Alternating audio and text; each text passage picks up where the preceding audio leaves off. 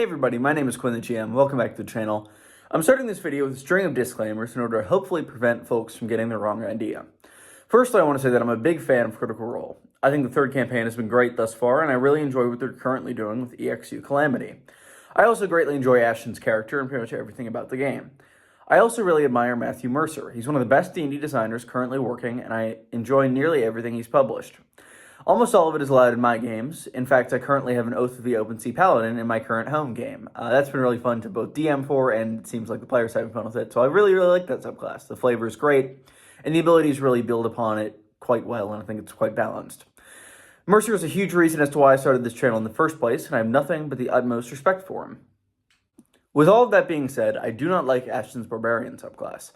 This subclass, entitled The Primal Path of Fundamental Chaos, is a Dunamancy-based subclass option for the Barbarian. This option has fantastic flavor, and I really enjoy the way it ties into Ashton's story as a whole. All criticism from here on in is intended to be constructive, with mechanical balance changes in mind.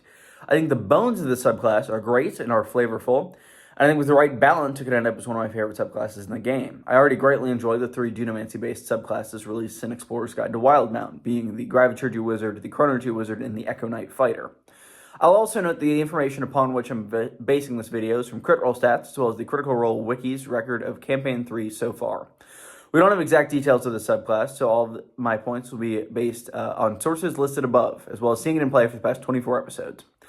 I've wanted to make this video for a month or so now, but I kept waiting until more balancing elements would be revealed. As more time passed and higher level abilities were shown off, I finally hit a point at which I thought this video was worth making. And before we dive into the meat of the subclass itself, be sure to like the video and subscribe if you're not already. I make videos about all things D&D, including Critical Role. I really enjoy making stuff like this, and I'd love to see feedback if you want to see me make more of it. Be sure to leave a comment, your thoughts on the subclass as well. Also, spoiler warning, up to and including Critical Role Campaign 3, Episode 24. All that said, let's dive in.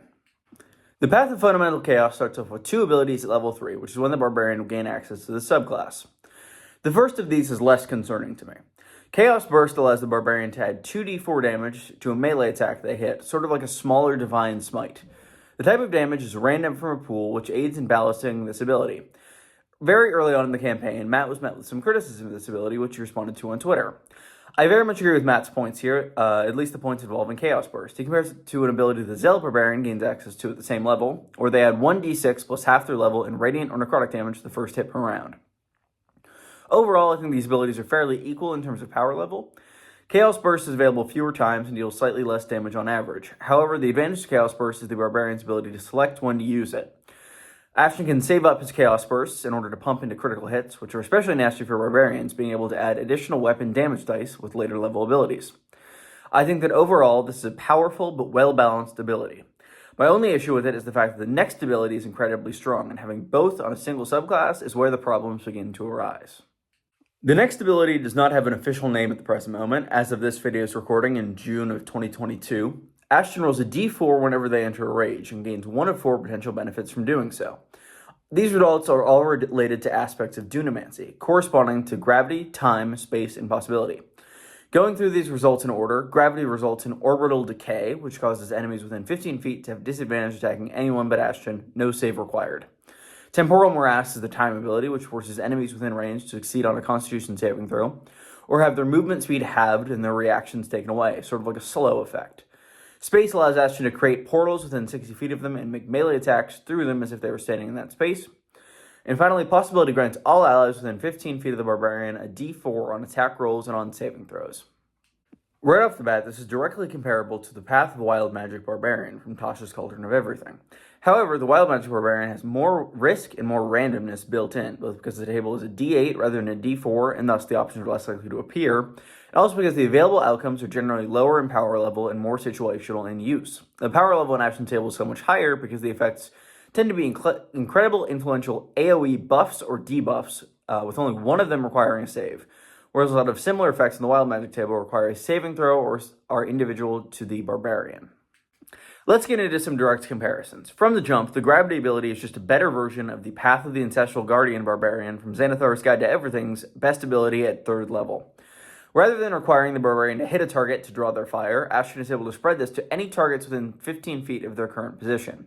What's more, this cannot be broken unless Ashton moves or stops raging. Whereas the Ancestral Guardian's ability breaks if anyone other than the Barbarian deals damage to the impacted target.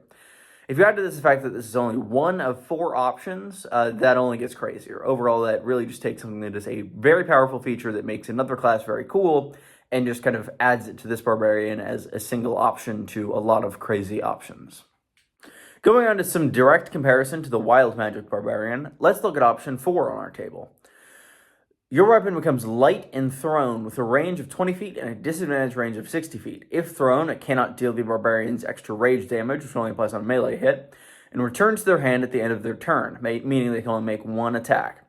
Let's compare this to the Space Portal ability. The Portal ability allows the Barbarian to attack any creature within 60 feet of themselves without getting into any danger, suffering any disadvantage, or giving up any rage damage. In my games, the main weakness of the Barbarian is the fact that they have little to no ranged options. I think the Wild Magic Barbarian balances this weakness well, giving a chance to overcome it at a smaller odds, 1 in 8 rather than 1 in 4. I think that eliminating this weakness entirely a quarter of the time is way too powerful, especially at 3rd level. The random element does balance it a bit, yes, but there have been times when Ashton just chooses to end their rage and try to roll a new option, which is very much a possibility here. The last comparisons I'll make will be a bit quicker. The option for possibility adds 1d4 to allies' attack rolls and saving throws, clearly emulating the Bless spell, one of the best cleric spells in the game. There are 2 reasons for this being so powerful. Firstly, the fact that there's no limit on how many allies can benefit from it. If all of the party were bunched up around Ashton, this feature could cover 7 people, effectively making it a 5th level Bless without concentration on a 3rd level Barbarian. Additionally, this ability is not concentration, and the only way to end it is to end the Barbarian's rage. The last thing I want to touch on is the newest piece of information, and the one we know the least about. As of episode 24 of Campaign 3, we saw Ashton enter a Hyper Rage, which is assumedly his 6th level ability. Talos had mentioned taking a point of something, which is, I would guess, is Exhaustion, which draws comparison to the Berserker Barbarian. Hello, Grug! The one option for Hyper Rages that we've seen so far is Time, which allows Ashton to make a 3rd attack each turn. This seems fine for a 6th level ability, but again, my problem is just giving this class every other Barbarian's most powerful feature bolted together via random chance. With all of that said, I think that this subclass could absolutely be in a more balanced state. I keep feeling like Ashton tends to dominate melee combat, which isn't necessarily a bad thing, but I feel like it might take some of the shine away from the party's other 2 melee combatants, Orm and Chetney. Furthermore, I don't think that this class can claim to be balanced by randomness due to all of the options being much stronger than existing Barbarian features. If I were to give my 2 cents as to balance changes, I'd say the best options would likely to be adding a save for debuff options on the table, limiting the number of creatures who can be blessed down to a handful, potentially the proficiency bonus, and somehow limiting the portals, such allowing them to remain open and enemies to either travel through or attack Ashton through the open gap in space. Overall, as I said at the top, I love this subclass from a flavor standpoint. I'd love to use it in my game someday, especially if it were to be balanced. I know subclass creation is a constant balancing process. I do it a ton myself. The Blood Hunter has gone through numerous design phases, and I'm sure this will too. I have the utmost faith in Matt Mercer and the team at Critical Role, and I really do appreciate all of the work they put into this new campaign.